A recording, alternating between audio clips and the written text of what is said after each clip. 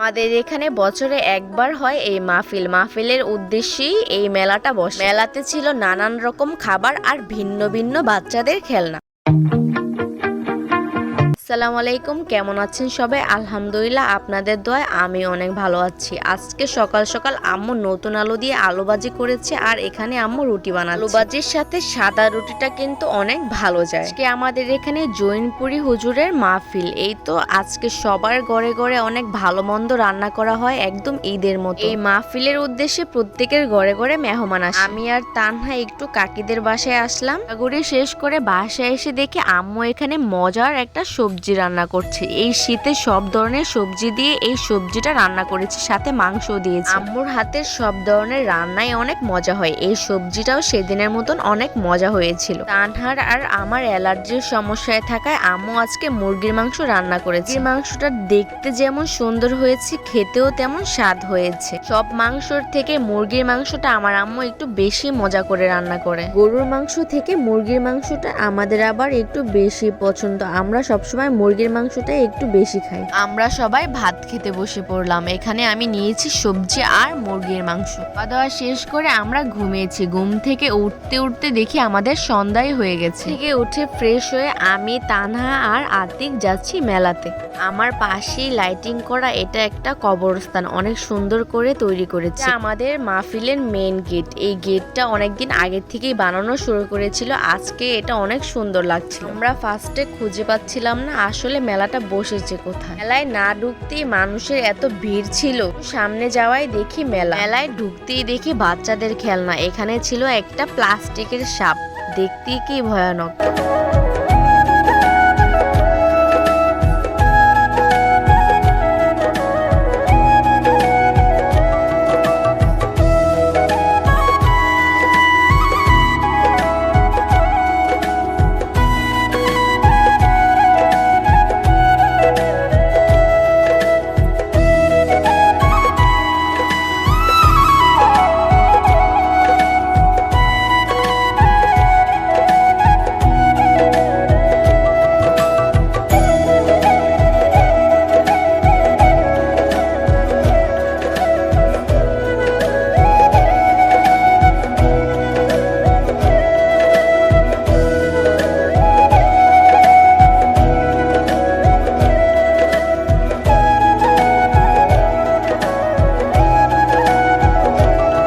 ছিল অনেক রকম ভাজা পোড়া, সাধারণত যা মেলায় থেকে থাকে। মেলায় ঘোরাফেরা শেষ করে আমরা এখন চলে গেলাম হালিম খাওয়ার জন্য। সবাই বলছে চলো আগে হালিম খেয়ে নিই। হালিমটার চেহারাটা দেখতে না ঠিকই আছে। এই তো তিনজন 3 প্লেট নিয়ে নিলাম। হালিমটা অন্যান্য জায়গার থেকে আমাদের কাছে অনেক ভালো লেগেছে। মেলাতে বড়দের থেকে বাচ্চারাই বেশি উপভোগ করে। মেলাতে কি সুন্দর সুন্দর বাচ্চাদের খেলনা ছিল। এই দোকানে কেনার মতো কিছু ছিলই না। এই তো আমি আর তানহা এখানে পুতুল দেখছিলাম।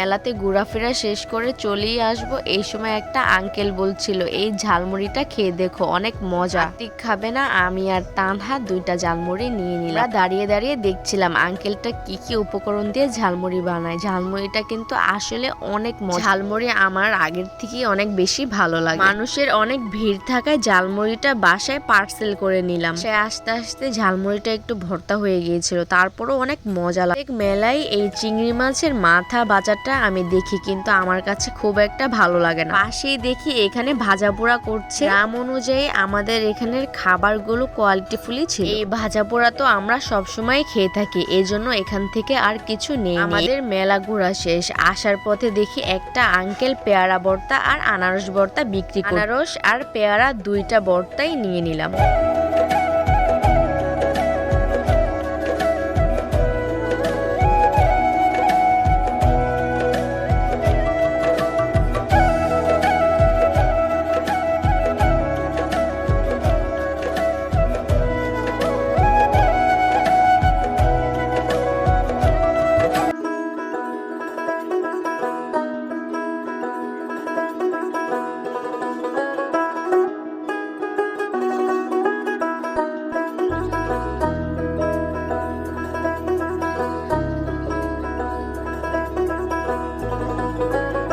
ভাইয়ের সাথে অনেকক্ষণ গল্প করলাম আর নিয়ে নিলাম আমাদের ভর্তাগুলো। এই তো এখন বাসার দিকে চলে যাচ্ছি। আমরা একটি বছর এই মাহফিলের অপেক্ষায় থাকি। এই দিনটি আমাদের কাছে অনেক স্পেশাল। আমাদের মতো প্রত্যেক এলাকাতেই এই মাহফিলটি হয় প্রত্যেক বছর। এই যে খাবারগুলো আমাদের কাছে ভালো লেগেছে সেগুলোই বাসার জন্য নিয়ে এসেছি। হালিম, পেয়ারা ভর্তা আর আনারস ভর্তা। ভেবেছিলাম ভর্তাগুলো কেমন না কেমন হয়, বাসায় এসে দেখি সবগুলো ভর্তাই অনেক মজা ছিল। পেয়ারা ভর্তাটা যেমন মজা তেমনি আনারস ভর্তাটাই খুবই মজা ছিল। এই মাহফিলটা বিকেলের দিকে শুরু হয় আর গভীর রাতে শেষ হয়। পুরুষের জন্য আলাদা জায়গা আর মহিলার জন্য আলাদা জায়গা ছিল। আমরা সবাই মাহফিল শেষ হওয়ার কিছুক্ষণ আগেই এখানে চলে আসি। মহিলাদের জায়গাটা প্রত্যেকবারই সুন্দর করে দেয়। মাহফিল শেষে থাকে সবার জন্য তবরত। তবরতে থাকে বিরিয়ানি, গরুর বিরিয়ানি। পরের বছরও যাতে মাহফিলে থাকতে পারি ইনশাল্লাহ। প্রতিদিন ছোট্ট ছোট্ট করে আপনাদের সাথে ব্লগ শেয়ার করি। যদি ভালো লেগে থাকে সবাই সাপোর্ট করবেন। আল্লাহ হাফেজ।